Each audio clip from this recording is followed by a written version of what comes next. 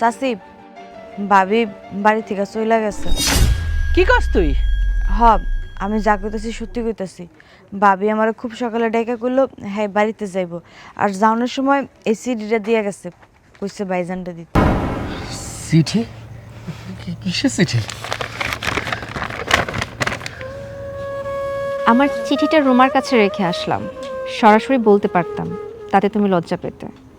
আমারও কষ্ট হতো বেশি, তুমি হয়তো ফেরাতে চাইতে, জোর করতে থাকার জন্য, কিন্তু সেটা বিব্রতকর হতো। রাহুল, ধনী হলেই মানুষ অহংকারী আর গরিব হলেই মানুষ বিনয়ী, এটি ভীষণ ভুল। তোমার বাবা মায়ের প্রতি আমার কোনো অভিযোগ নেই, এমনকি তোমার প্রতিও আমার কোনো অভিযোগ নেই। তবে আক্ষেপ আছে নিজের প্রতি, আমি কারো আপন হয়ে উঠতে পারিনি।